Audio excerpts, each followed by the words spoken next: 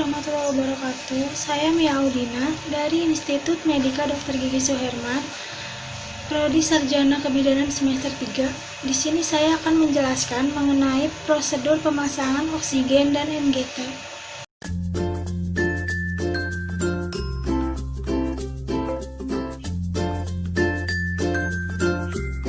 Pertama, mempersiapkan alat-alatnya.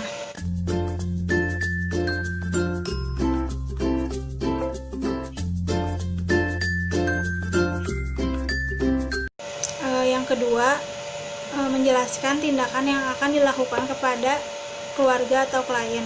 Yang ketiga, cuci tangan menggunakan 7 langkah efektif.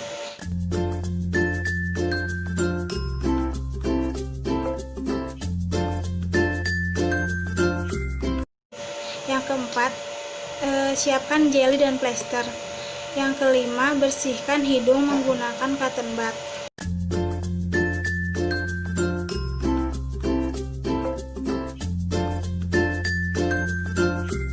Langkah keenam, memakai sarung tangan, memasang kanula, dan menyesuaikan flow meter.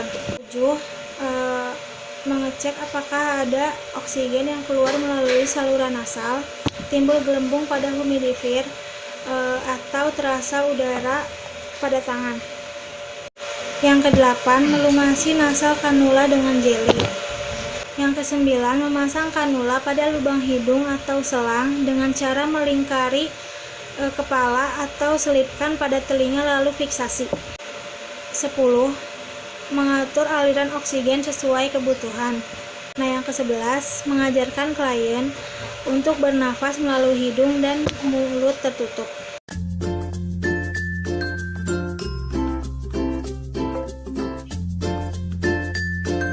Yang ke-12 itu mengatur pasien pada posisi semipolar atau sesuai dengan kondisi pasien. Yang ke-13 itu merendam sarung tangan dengan larutan klorin 0,5% selama 10 menit.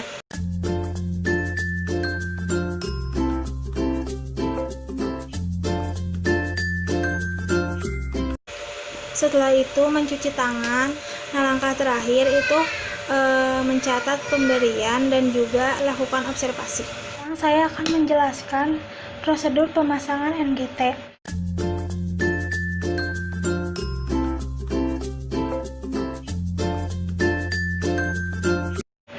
Yang pertama itu, siapkan alat dan bahannya. Alat-alat bahannya seperti berikut ini.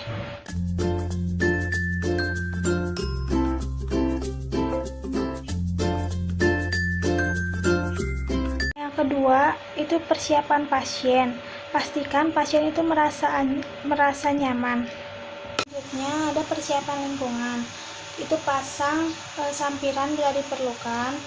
Terus atur pencahayaan. Selanjutnya ciptakan ruangan yang nyaman dan menyenangkan. Adapun persiapan untuk perawat, yaitu cuci tangan 6 langkah dengan air mengalir, lalu keringkan dengan handuk. Persiapannya sudah selesai. Sekarang yang kedua itu pasang perlak di atas dada klien. Yang ketiga itu memakai celemek. Yang keempat, buka kemasan NGT steril. Yang kelima, memakai handscoon yang steril. Ambil NGT dan ukur panjang selang dengan cara pegang ujung akhir selang setinggi ujung strum. Ukur sampai hidung, kemudian belok ke telinga, beri tanda dengan dijepit klem arteri. 7. Licinkan ujung pipa dengan jeli. 8. Masukkan NGT secara perlahan sambil klien disuruh menelan bila pasien sadar. Nah, bila terasa ada tahanan, hentikan dan coba melalui lubang hidung satunya. 9. Cek apakah selang NGT sudah benar-benar masuk ke dalam lambung dengan cara masukkan pangkal pipa sampai terendam air. Klem dibuka. Jika ada gelembung udara, berarti pipa masuk ke paru-paru, harus langsung dicabut. Tetapi jika tidak ada gelembung udara, lanjutkan ke pengecekan yang kedua. Klem ditutup kembali. Yang kedua, klem dibuka. Hisap isi lambung sedikit dengan spuit. Tepat masuk lambung. Jika cairan yang terhisap berwarna kekuningan, berarti asam lambung. masukkan kembali lalu klem ditutup kembali. Yang ketiga, klem dibuka, masukkan udara ke dalam lambung sekitar 5 cc sambil dengarkan dengan stetoskop di daerah lambung. Bila terdengar bunyi berarti sudah tepat masuk lambung. Kemudian klem ditutup kembali. Pasang spuit pada pangkal pipa itu jika sudah yakin bahwa pipa itu sudah benar-benar masuk ke dalam lambung. 11. Ambil makanan cair sesuai dosis yang sudah ditentukan.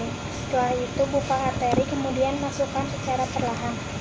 12. Klem dulu pipa setelah cairan habis, kemudian hisap kembali cairan dengan spuit. 13 itu tinggikan pangkal pipa bila cairan tidak lancar. 14. Bilas pipa dengan air matang, setelah itu klem kembali. Yang ke-15, lekatkan pipa dengan plester. Rapihkan klien dan bereskan alat yang telah digunakan.